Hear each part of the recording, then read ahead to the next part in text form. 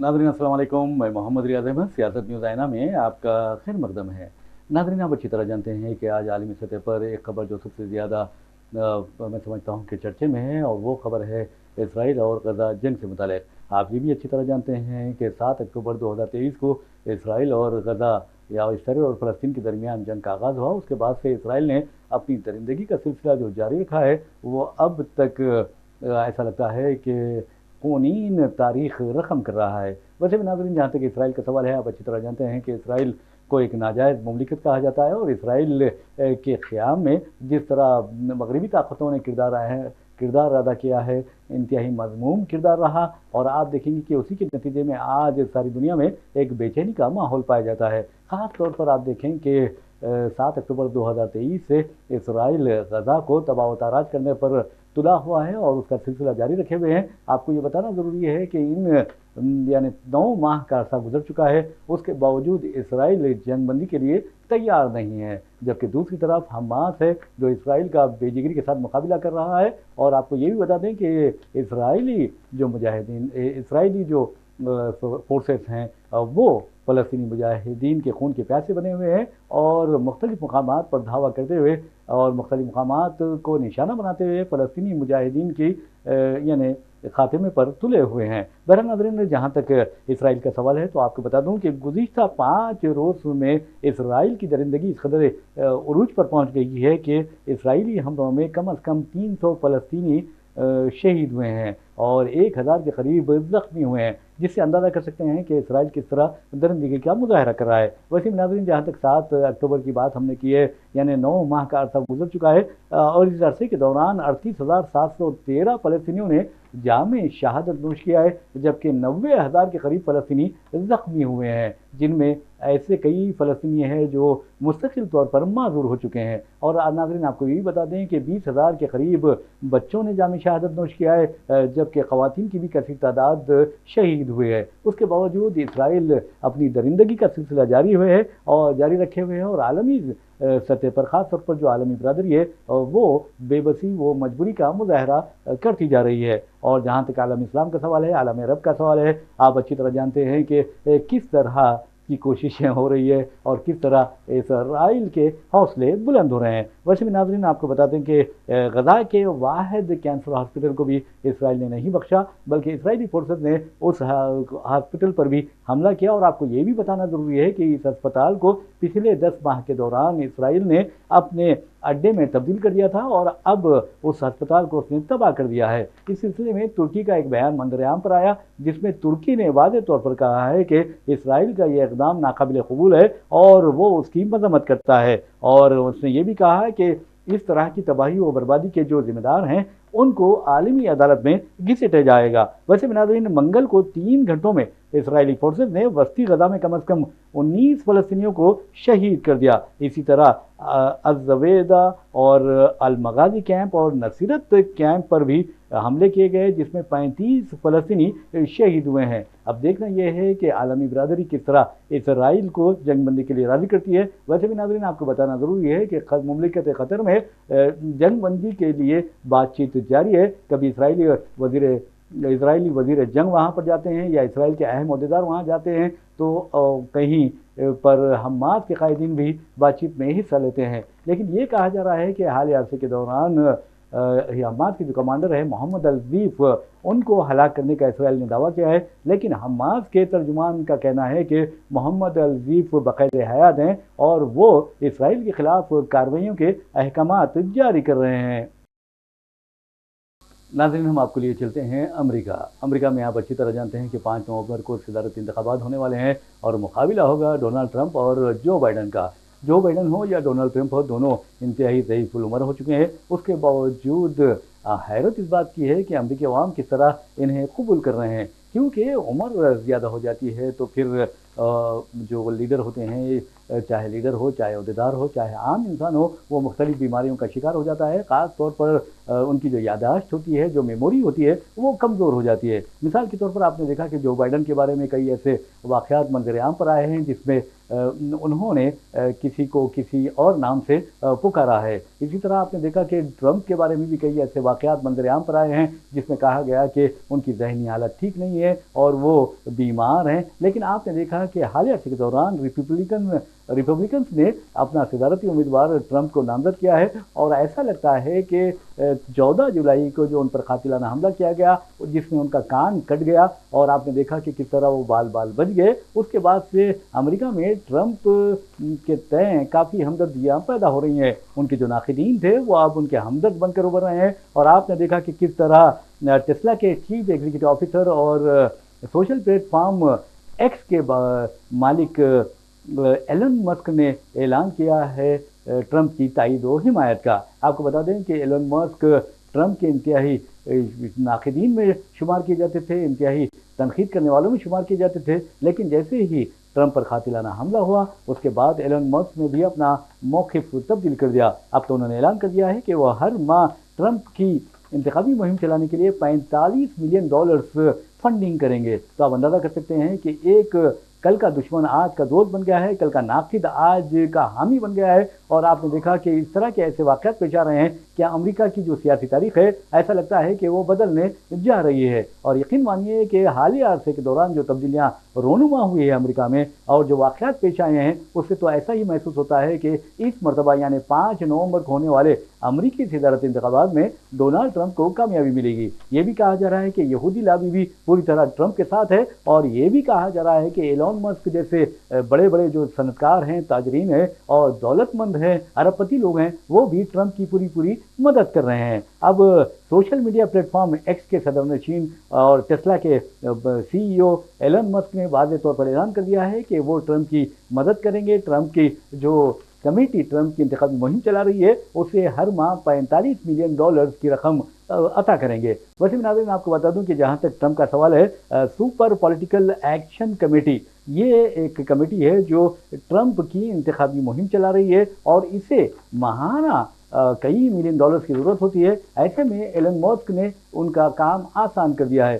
$45 million کوئی معمولی رقم نہیں ہے اور میں سمجھتا ہوں کہ اب ایلن مسک نے یہ اعلان کیا ہے تو دوسری طرف دوسرے ارب پتی بھی ٹرمپ کی تائید کرنے کے لیے آگے آئیں گے اور ایسا لگتا ہے کہ اس مرتبہ ریپبلکن امیدوار ٹرمپ کو کامیابی ملے گی. تو بہرحال ناظرین اب دیکھنا یہ ہے کہ 5 نومبر کو کیا ہوتا ہے. لیکن ایک بات ضرور ہے، جو سیاسی مبصرین ہیں، جو سیاسی تجزیہ نگار ہے، وہ بار بار یہی کہہ رہے ہیں کہ ٹرمپ ہو یا بائیڈن دونوں بھی امریکہ کی صدارت کے لیے موزوں نہیں ہے کیونکہ ان کی جو عمر ہے وہ بہت زیادہ ہے. امریکہ کو نوجوان صدر کی ضرورت ہے، ایک ایسے ڈائنامک صدر کی ضرورت ہے جو امریکہ کو حقیقت میں سپر پاور بنائے. کیونکہ آپ نے دیکھا کہ جس وقت افغانستان سے امریکہ بڑی بے عزتی کے ساتھ نکلا اس کے بعد سے تو ایسا محسوس ہو رہا ہے کہ امریکہ کا جو اپنے آپ کو سپر پاور کہتا ہے اس کی حیثیت ختم ہو کر رہ گئی ہے. اب یہ بھی کہا جا رہا ہے کہ اگر ٹرمپ امریکی صدر بنتے ہیں تو امریکہ کے لیے کافی مشکلات پیدا ہوں گی اور ان کے جو اقدامات ہوتے ہیں وہ عجیب و غریب اقدامات ہوتے ہیں.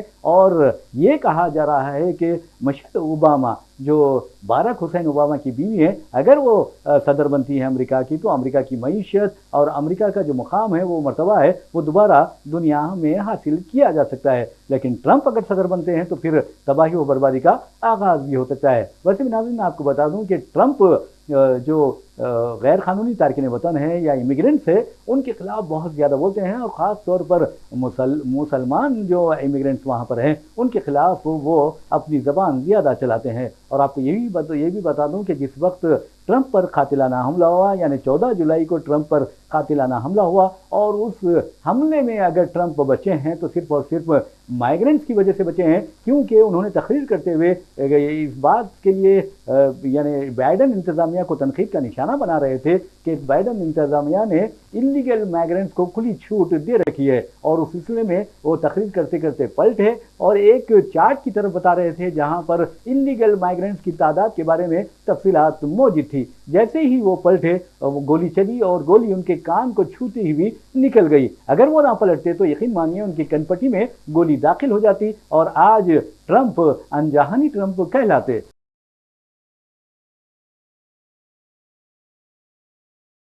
नाज़रीन, हम आपके लिए चलते हैं कोल्हापुर। कोल्हापुर आप अच्छी तरह जानते हैं कि महाराष्ट्र का एक अहम इलाका है, लेकिन वहाँ पर इतवार को जो वाक़या पेश आया है, मैं समझता हूँ कि उससे सारा हिंदुस्तान शर्मसार हुआ है और बैरूनी ममालिक में ख़ास तौर पर जो मुस्लिम ममालिक है, अरब ममालिक है, हिंदुस्तान की छवि बहुत ज़्यादा मुतासिर हुई है। और इतवार को पेश आए वाक़े ने शहादत बागौरी मस्जिद की यादें ताज़ा कर दी हैं। बहरहाल नाज़रीन, आपको बता दूँ कि कोल्हापुर में दहशतगर्दों ने एक मस्जिद को निशाना बनाया, मुसलमानों के घरों को, मुसलमानों के दुकानात को निशाना बनाया, मुसलमानों के गाड़ियों को निशाना बनाया और उन्हें नज़र आतिश कर दिया। आपको बता दें कि कोल्हापुर में जो वाक़या पेश आया उसने सारे हिंदुस्तान में एक बरहमी की लहर पैदा कर दी है। और वो वाक़या ये है कि कोल्हापुर में वाक़ विशालगढ़ किले पर नाजायज़ कब्ज़ों का बहाना बनाकर ये कार्रवाई की गई और गुंडों ने, दहशतगर्दों ने, आपने देखा कि किस तरह मस्जिद को शहीद करने की कोशिश की, मस्जिद के मीनार को गिराने की कोशिश की, मस्जिद के गुंबद को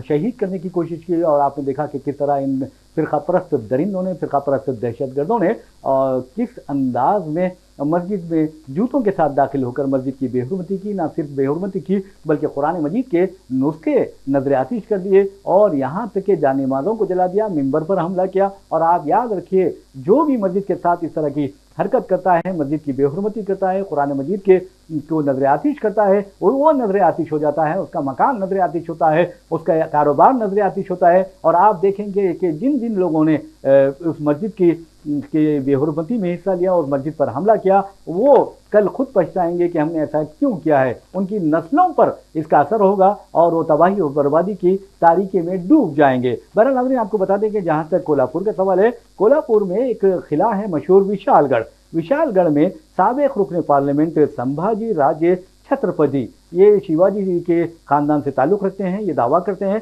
तो बहरहाल उनकी क़यादत में एक एहतजाजी मुज़ाहरा मुनक़िद किया गया। और ये आपको बता दें कि जो किले की हमने बात की है विशालगढ़ की, ये किला कोल्हापुर सिटी से 75 किलोमीटर के फासले पर वाक़ है। कोल्हापुर पुलिस ने बहरहाल ये जो वाक़या पेश आया है नाखुशगवार, उस सिलसिले में 21 लोगों को अब तक गिरफ्तार कर लिया है और 4 FIR 500 लोगों के खिलाफ दर्ज किए हैं। इस किले पर दरगाह हज़रत रहमान मलिक भी वाक़ है। आपने देखा होगा कि किस तरह वहाँ दरिंदों ने यानी तोड़फोड़ मचाई, दरगाह हज़रत रहमान मलिक रहमतुल्लाह अलैह पर संगबारी की। और उसके बाद आपने देखा कि ये जो वाक़या पेश आया गज़ापुर, और इसे गजापुर भी कहा जाता है, वहाँ पर पेश आया। मकानात दुकानात पर हमले किए गए और जैसे कि मैंने आपको पहले बताया कि इन फ़िरक़ा परस्त दरिंदों ने वहाँ ठहरी हुई गाड़ियों को भी निशाना बनाया और मस्जिद को शहीद करने की पूरी कोशिश की। और कुरान मजीद के नुस्खे भी उन्होंने जला दिए, नजर आतिश कर दिए और मिंबर को नुकसान पहुंचाया। इस वाक़े में पुलिस भी ज़ख्मी हुई है और मुकामी जो अफराद हैं वो भी ज़ख्मी हुए हैं। अब आपको ये भी बता दूं कि चोरी पर सीना जोरी के मुतरादिफ संभाजी राजे ने, जो मैंने कहा आपको बताया कि साबिक़ रुकन पार्लियामेंट है, उसने खुद को गिरफ्तार करने का पुलिस से मुतालबा किया और कहा कि अगर हिम्मत है तो मुझे गिरफ्तार करो, दूसरों को क्यों गिरफ्तार करते हो। आप अंदाज़ा कीजिए कि अगर कोई शख्स कानून की खिलाफ वर्जी कर रहा है, कानून की हुक्मरानी के खिलाफ आवाज़ उठा रहा है, कानून की हुक्मरानी के खिलाफ बकवास कर रहा है, तो क्या उसे गिरफ्तार नहीं किया जाना चाहिए? क्या उसे इसलिए छोड़ जाना चाहिए कि वो छत्रपति शिवाजी का रिश्तेदार है? अगर यकीन मानिए, हिंदुस्तान के साथ अगर कोई गद्दारी करता है, चाहे वो किसी भी ओहदे पर क्यों ना फायद हो, उसे फ़ौरन गिरफ्तार किया जाना चाहिए। नक्श अमन में अहम किरदार अदा करने वाले, अब आपको बता दूं कि संभाजी राजे की गिरफ्तारी के लिए मुस्लिम तंजीमों ने और जो अपोजिशन लीडर हैं उन्होंने मुतालबा किया है और ये भी कहा है कि इस तरह की हरकतें जानबूझकर की गई हैं। और ये कहा जा रहा है कि चूंकि महाराष्ट्र की 288 रुकनी असेंबली के इंतखाबात इसी साल होने वाले हैं, ऐसे में महायुति जो बीजेपी एनसीपी शरद पवार नहीं बल्कि अजित पवार ग्रुप है वो, और शिवसेना एकनाथ शिंदे ग्रुप है, उसके इत्तेहाद में जो हुकूमत बनाई गई है महायुति की, उस हुकूमत को यकीन हो चला है कि अब के बार वो इंतखाबात में कामयाबी हासिल नहीं कर सकते। ऐसे में इस तरह के हालात अगर कोई पैदा करता है तो उससे नाजायज़ फ़ायदा उठाकर यानी हिंदू मुस्लिम के नाम पर इंतखाबात लड़े जाएंगे, मजहबी खुतूत पर लोगों को तकसीम किया जाएगा। इसी मकसद को लेकर ये काम किया गया है। बहरहाल नाज़रीन, असदुद्दीन अवैसी ने भी एक ट्वीट किया है, एक्स पर एक अपना पैगाम उन्होंने पोस्ट किया है और आपको ये भी बता दें कि उन्होंने एक वीडियो भी शेयर किया है और उन्होंने कहा कि इस वाक़े ने 6 दिसंबर 1992 की याद दिला दी है और ऐसा लग रहा है कि 6 दिसंबर 1992 का सिलसिला हनूज जारी है। आपको बता दें कि 6 दिसंबर 1992 को दहशत गर्दों ने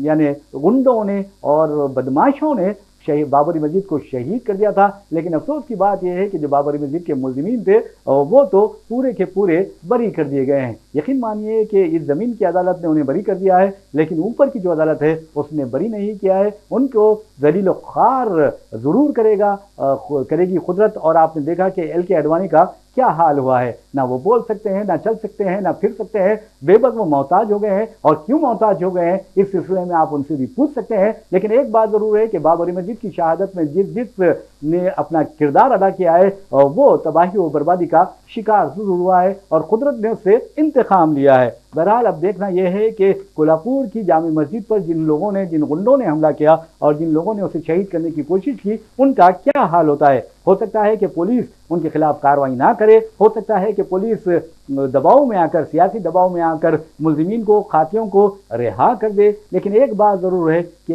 ये तो यहाँ रिहा हो जाएंगे, लेकिन कुदरत जब इंतकाम पर लेने पर आएगी तो फिर कोई उन्हें नहीं बचा सकेगा। बहरहाल नाज़रीन, इस तरह के वाक़यात मैं समझता हूँ कि हिंदुस्तान की जमहूरियत पर, हिंदुस्तान के सेक्युलरिज्म पर और हिंदुस्तान की जो छवि है गंगा जमनी तहजीब की, उस पर एक बदनुमा दाग है। और इस तरह के जो गुंडे हैं, इस तरह के जो दहशतगर्द हैं, उनके खिलाफ सख्त से सख्त कार्रवाई की जानी चाहिए। लेकिन याद रखिए, अगर पुलिस और इंतजामिया तासुब और जानिबदारी से काम लेता है तो ये इंसाफ का कत्ल होगा, इंसाफ से खिलवाड़ होगा, दस्तूर से गद्दारी होगी और मुल्क से एक किस्म की गद्दारी तस्वुर की जाएगी। बहरहाल ये जो खबर आ रही है, मैं समझता हूँ कि ये कोल्हापुर की खबर सारे हिंदुस्तानी के लिए बाइस तशवीश है और रियासती हुकूमत को, महकमे पुलिस को इसके खिलाफ फौरी कार्रवाई करनी चाहिए।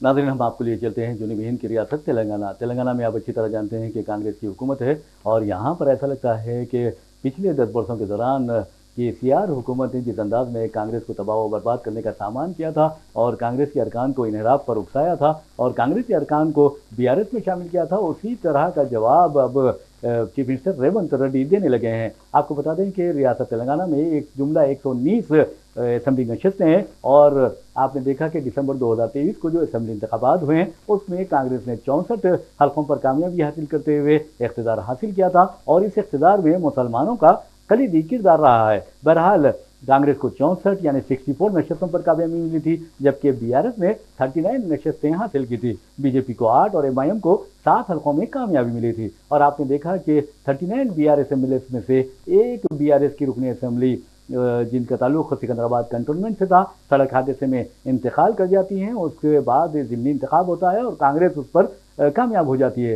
इस तरह कांग्रेस अरकान असेंबली की तादाद 65 तक पहुंच जाती है। लेकिन आपने देखा कि हालिया अरसे के दौरान रेवंत रेड्डी ने जिस अंदाज में काम किए हैं, इक़दाम किए हैं और जो BRS की अरकान असेंबली है उन्हें राग़िब करने की कोशिश की है, उसके नतीजे में कम से कम 10 अरकान असेंबली जो BRS से ताल्लुक़ रखते थे कांग्रेस में शामिल हो चुके हैं। इस तरह अब कांग्रेस की तादाद, अरकान असेंबली की तादाद 75 तक पहुंच गई है और अब ये कहा जा रहा है कि जो बजट इजलास शुरू होगा, बजट इजलास से कबल यानी 24 जुलाई को बजट इजलास शुरू होने वाला है और उससे कबल मजीद 17 BRS अरकान असेंबली कांग्रेस में शामिल हो जाएंगे। इस तरह इनकी तादाद 27 हो जाएगी, जबकि एंटी डिफेक्शन लॉ से बचने के लिए 26 अरकान असेंबली का अलहदा होना ज़रूरी है। तो अब ये 27 अरकान असेंबली हो जाएंगे और डीन नागेंद्र जो BRS के रुकन असेंबली हैं खैरताबाद के, जिन्होंने कांग्रेस में शमूलियत इख्तियार की है, उन्होंने दावा किया है कि बजट सेशन तक BRS के सिर्फ 4 अरकान असेंबली बाकी रह जाएंगे, बाकी कांग्रेस में शमूलियत इख्तियार करेंगे। नाज़रीन, आपको बता दें कि जहाँ तक एंटी डिफेक्शन लॉ का सवाल है, अब फिलवक्त कांग्रेस को 17 अरकान असेंबली की ज़रूरत है, यानी BRS के अगर वो बजट इजलास से कबल कांग्रेस में शामिल होते हैं तो जो 27 अरकान असेंबली हैं वो तमाम के तमाम एंटी डिफेक्शन लॉ से बच जाएंगे और उसकी जद में आने से बच जाएंगे। वरना अगर इतने 10 अरकान असेंबली बाकी रहते हैं तो इसका मतलब ये होगा कि उन्हें दोबारा इंतखाबात का सामना करना पड़ सकता है। लेकिन सियासत की जो सूरत हाल है और रियासत की जो सूरत हाल है उससे तो यही लगता है कि एंटी डिफेक्शन लॉ से ये तमाम के तमाम अरकान असेंबली बच जाएंगे। वैसे भी नाज़रीन, आपको ये भी बता दें कि जहाँ तक कांग्रेस में BRS अरकान असम्बली की शमूलियत का सवाल है, इसमें जो सबसे अहम रहा है यानी डी नागेंद्र तो सबसे पहले शामिल हुए थे, उसके बाद कड्डम श्रीहरि जो वरंगल से ताल्लुक़ रखते हैं वो शामिल हुए, वो तो डिप्टी चीफ मिनिस्टर के ओहदे पर भी फायद रह चुके हैं। और उसके बाद जो बड़ा झटका लगा है पोचारम श्रीनिवास रेड्डी, और ये भी कहा जा रहा है कि मजीद 3 अरकान असम्बली मागंटी गोपीनाथ, जो आप देखेंगे कि मागंटी गोपीनाथ है, टी श्रीनिवास यादव हैं और के वेंकटेश है, ये तमाम के तमाम तीनों कांग्रेस में शामिल होने वाले हैं। वैसे भी आप देखेंगे टी श्रीनिवास यादव KCR के बाएतमाद रफ़ीक समझे जाते थे, लेकिन याद रखिए कि आज के जो हालात हैं, सियासी इक़्तिदार हैं, उसमें तो ऐसा लगता है कि हर कोई अपने मफादात का ग़ुलाम है। तो बहरहाल ये बहुत अहम खबर है कांग्रेस के लिए कि कांग्रेस के लिए खुशखबरी है कि ऐसे 3 अरकान असम्बली जो बहुत ज़्यादा अहमियत रखते थे BRS में, वो कांग्रेस में शामिल होने वाले हैं। और एक अहम बात, GHMC के हदूद में 24 हल्के असम्बली हैं और 24 असम्बली नशस्तों में कांग्रेस एक भी सीट हासिल ना कर सकी थी। अब आप अंदाज़ा लगाइए कि GHMC हदूद के अरकान असम्बली भी जो BRS से ताल्लुक़ रखते हैं वो कांग्रेस में शामिल हो जाएंगे, तो फिर BRS का GHMC से सफाया हो जाएगा। वैसे भी कई कारपोरेशन और कई बल्दियात पर कांग्रेस ने अब कब्जा कर लिया है, BRS के जो काउंसलर थे वो कांग्रेस में शामिल हो गए हैं। अब देखना यह है कि आइंदा का लाए अमल क्या होगा, किस तरह KCR उसका मुकाबला करेंगे और रेवंत रेड्डी कैसे कामयाबी के झंडे गाड़ेंगे। वैसे में नाज़रीन आपको बता दें कि अब 10 यानी अरकान असम्बली तो पहले से मौजूद हैं, और अगर 17 अरकान असम्बली कांग्रेस में शामिल होंगे BRS में, तो इसका मतलब ये हुआ कि कांग्रेस अरकान असम्बली की तादाद 119 में से 91 हो जाएगी और सबसे ज़्यादा नुकसान BRS का होगा। नाज़रीन आप अच्छी तरह जानते हैं कि हालिया अरसे के दौरान एक शादी का चर्चा सारी दुनिया में रहा, और वो शादी हिंदुस्तान के दौलतमंद तरीन शख्स, बल्कि हिंदुस्तानी नहीं एशिया के दौलतमंद तरीन शख्स मुकेश अंबानी के बेटे अनंत अंबानी और राधिका मर्चेंट की शादी से मुताल्लिक़ है। और आप ये भी जानते हैं कि मुकेश अंबानी का आलमी सतह के जो दौलतमंद है, अरबपति है, उनमें 11वां मुकाम है। तो बहरहाल जहाँ तक मुकेश अंबानी का सवाल है, उनकी दौलत के बारे में कहा जाता है कि 10 लाख करोड़ से ज़ायद की ये दौलत के मालिक हैं, और अगर उनकी दौलत यूमिया 3 करोड़ रुपए उनकी दौलत में से निकाल कर तकसीम कर दी जाए, यानी गरीबों में तकसीम कर दी जाए या फिर खर्च की जाए, तो तमाम दौलत खर्च होने के लिए 935 या 936 साल और 6 माह का अरसा दरकार होगा। तो बहरहाल इस कदर दौलतमंद शख्स के बेटे की शादी होती है, तो आप देखेंगे कि दुनिया भर से इंटरनेशनल लेवल पर जो मशहूर व मारूफ शख्सियात हैं, कम अज़ कम 50 शख्सियतों ने यहाँ इस शादी में शिरकत की है, जबकि बॉलीवुड से लेकर टॉलीवुड और टॉलीवुड से लेकर आप देखेंगे हॉलीवुड के भी कई अहम शख्सियतें इस शादी की तकरीब में नज़र आए। ये शादी की तकरीब 1 या 2 दिन मुनक़िद नहीं हुई, बल्कि 5 माह तक इन तकारीब का सिलसिला जारी रहा, और आपने देखा कि रेहाना से लेकर कई अहम जो सिंगर्स हैं, कई अहम गुलकार हैं, उन्होंने अपने फ़न का मुजाहरा किया। किसी को $1 करोड़ फीस दी गई, तो किसी को $70 लाख फीस दी गई। यहाँ तक कि दूल्हे के साथ बारात में शामिल होने वाले बॉलीवुड अदाकारों शाहरुख खान, सलमान खान, आमिर खान के साथ साथ आप देखेंगे कि दूसरे जो अदाकारों को, रणबीर कपूर वगैरह को अनंत अंबानी ने यानी दूल्हे ने अपनी जानिब से 2-2 करोड़ रुपए की कीमती घड़ियाँ यानी बतौर तोहफा पेश की। बताया जाता है कि जो घड़ियाँ शाहरुख खान और आमिर खान वगैरह को दी गई हैं, उन घड़ियों को बनाने वाली कंपनी ने सिर्फ 25 घड़ियाँ इस तरह की बनाई थी, यानी 10 घड़ियाँ बनाई थी। लिमिटेड ये कलेक्शन था जो दूल्हे ने अपने साथियों में तकसीम किए। बहरहाल हम बात करेंगे आज अनंत अंबानी की शादी के, और ख़ास तौर पर जो उनके वालिदैन ने उन्हें गिफ्ट दिए हैं उसकी बात करेंगे। सिर्फ अगर अनंत अंबानी और राधिका मर्चेंट को उनके वालिदैन यानी मुकेश अंबानी और नीता अंबानी के से जो तोहफ़े मिले हैं उसकी बात अगर करते हैं, तो आपको बता दूं कि 775 करोड़ रुपए के मालियती तोहफे नीता अंबानी और मुकेश अंबानी ने अपने बेटे को दिए हैं। इस सिलसिले में खबर आई है, आपको बताना ये ज़रूरी है कि जियो कन्वेंशन में जहां पर 16,000 लोगों की यानी मेहमानों की गुंजाइश है, वहाँ पर 1400 मेहमानों ने मंगल उत्सव रिसेप्शन में शिरकत की, और उसमें आप देखेंगे कि कई फिल्म स्टार्स भी मौजूद थे, और तमाम फिल्म स्टार्स ने बहुत गाया, बहुत नाचा और मेहमानों की खातिर तवाज़ो भी की। और आपको ये भी बताना ज़रूरी है कि जहाँ तक तोहफ़े का सवाल है, जहाँ तक गिफ्ट का सवाल है, मुकेश अंबानी और नीता अंबानी ने पाल जुमेरा यानी दुबई का जो पाम जुमेरा है वहाँ पर अपने बेटे और बहू को एक पुरतईश मेंशन बतौर तोहफा पेश किया है। और कहा जाता है कि इस मेंशन में 10 बेडरूम्स है, खानगी झील भी है और 300 मुरब्बा फीट रकबे पर मुहित एरिया है। तो आप अंदाज़ा कर सकते हैं कि इस कदर पुरतईश जो मेंशन दिया गया है उसकी कीमत $80 मिलियन यानी इंडिया के 640 करोड़ रुपए बनते हैं। तो बहरहाल नाज़रीन, आपको ये तो एक पहली बात रही है कि 640 करोड़ का मेंशन दिया गया है और वालिदैन ने साथ ही बेंटली कॉन्टिनेंटल कार बतौर तोहफा अनंत अंबानी को पेश की है, जिसकी कीमत 5 करोड़ 42 लाख रुपए बताई जाती है। इसके अलावा नीता अंबानी ने अपनी बहू राधिका को आपको बता दूं कि 21.7 करोड़ मालियती कार्टियर, ब्रूच और जेवरात बतौर तोहफा पेश किए हैं। और नीता अंबानी ने राधिका को एक डायमंड चोकर भी बतौर तोहफा पेश किया है, जिसकी कीमत बताई जाती है 108 करोड़ रुपए। तो आप अंदाज़ा कर सकते हैं कि सिर्फ घर से ही उन्हें 1000 करोड़ रुपए के तोहफे मिले हैं। तो जो मेहमानों ने तोहफे दिए होंगे अगर उन्हें इसमें शामिल कर लिया जाए तो 2000 करोड़ से ज़ायद मालियती तोहफे अनंत अंबानी और राधिका मर्चेंट को मिले हैं। बहरहाल नाज़रीन, ये जो शादी हुई है इसके बारे में कहा जाता है कि इस शादी पर 5000 करोड़ रुपए के मसारिफ आए हैं। और आप ये भी अंदाज़ा कर सकते हैं कि किस तरह के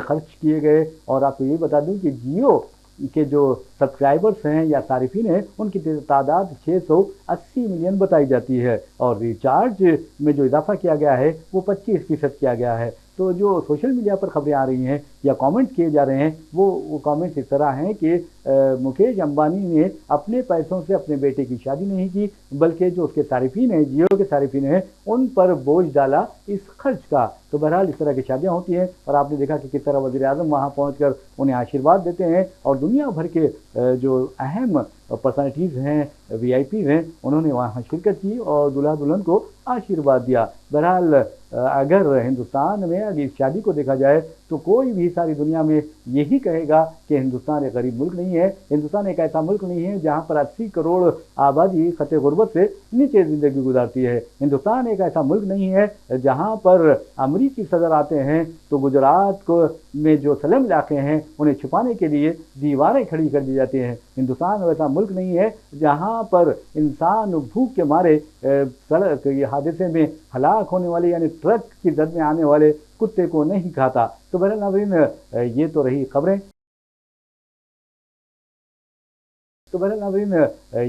खबरें। इसी के साथ अपने मेज़बान मोहम्मद रियाज अहमद को इजाज़त दीजिए। इंशाल्लाह फिर मुलाकात होगी, फिर बात होगी। तब तक के लिए अल्लाह हाफ़िज़।